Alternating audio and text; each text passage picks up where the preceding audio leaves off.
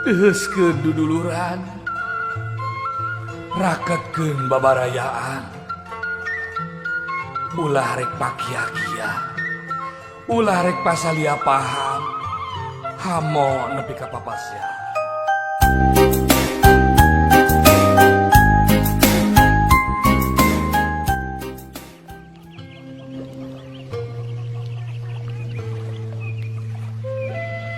Anaking jimat awaking, hidup kudu reueus hirup huripna ngajadi diri anjeun sorangan. Raksa pariksa amarah hidup nu ngabalukarkeun kaduhung temanggih tungtung. Jalanan hirup ku handap asur ka papada manusia. Jaga jeung riksa sarupaning anu dipiboga ku hidup. Panon dina tetempoanana, ceuli dina dedengeunana,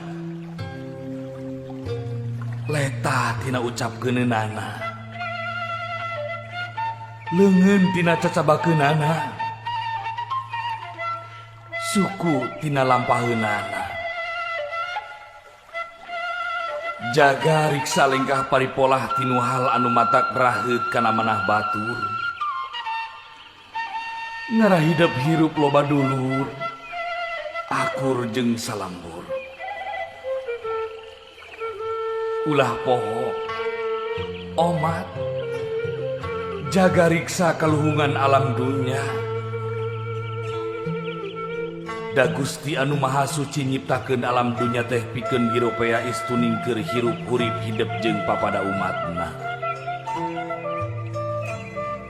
Anaking jimat awaking, hidup sing sadar,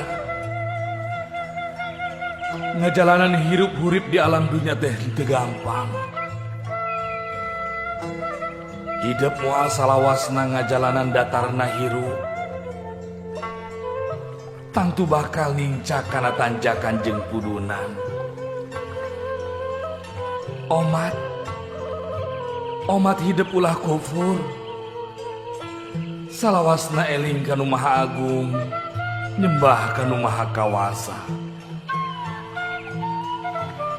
Turutkeun papagon ageman, jalankeun pituduh karuhun urang. Anaking jimat awaking, dina unggal renghapna nu jadi indung bapa kaluar doa anu mustajab.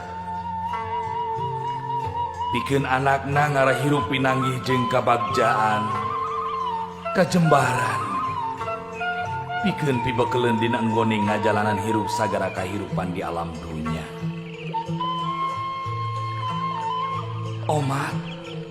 Omat anaking, hidup kudu silih asa, silih asih, silih asuh,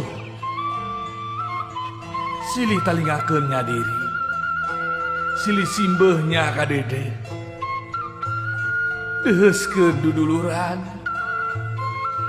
raketkeun babarayaan, ulah rek pakia-kia, ulah rek pasalia paham, hamo nepi ka papasyaan.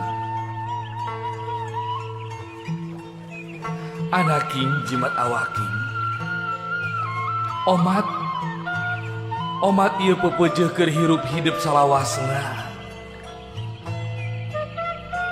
Bral anaking, jalanan hirup hurip hidup.